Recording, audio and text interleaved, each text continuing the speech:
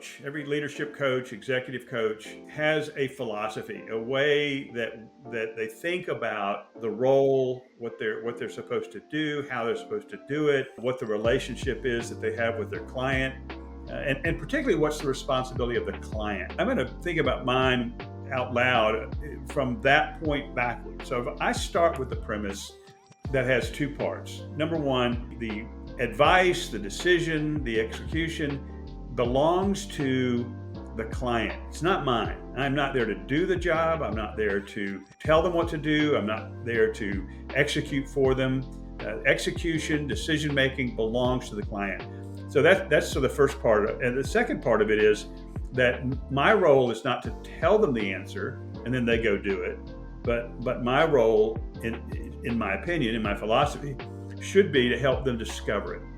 And that's the big difference. When somebody truly grasps an idea on their own, you've led them to the idea, they get it, they have the answer, they realize they actually probably had it all along. That's the client's responsibility, to believe they have an answer, and that once they discover that answer with your help, my help, then they are able to go out and do it.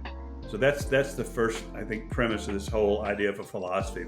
The second is that many coaches very quickly, and I'm guilty of this, will fall into consulting or teaching mode and to instruct. Most of us, myself included, come from a long experience in business. I have over 50 years of experience in business.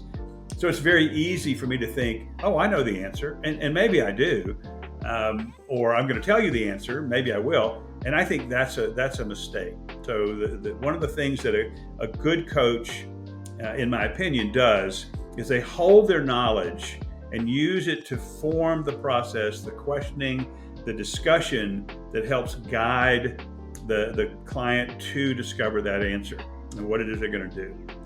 Working back from that, it really comes down just process-wise. Coaches shouldn't tell.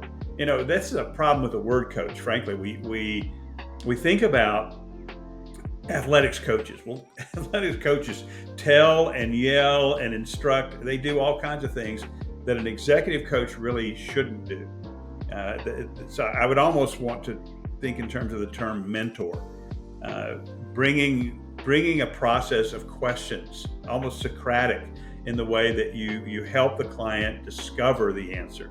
Asking good questions, I think, is an art form. It's an art form and a skill.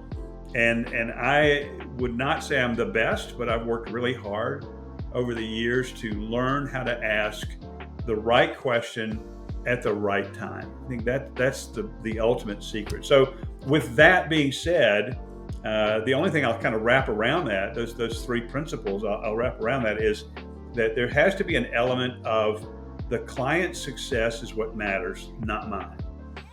I could be a highly successful coach, mentor, guide, whatever term you want to use, but if the client isn't winning, then really nobody's winning. There's no I win, they lose. We have to win together, and my only victory, my only sense of winning comes when the client gets it, does it, and it works. That they take a step forward in their own life, in their business, in their relationships with their leadership team or their customers. Then I win by default. I remember many years ago when I'd been involved in business as mission for a long time, and a young man I'd mentored was beginning to be recognized globally as the leader of the organization I'd founded. And I was kind of, I'll say it this way, I was sort of proud of myself that when that happened, I didn't take offense. I was actually quite happy. And it dawned on me, it's like, wow, Tim is really getting not only the knowledge and the expertise and the execution, he's actually getting the recognition, and I like it. And I think that's, to me, a way of wrapping this together, is that I, as a good coach, as a good mentor, the client, the mentee, whatever term we want to use, has to come first. Their success is my success. So that's how I think about it.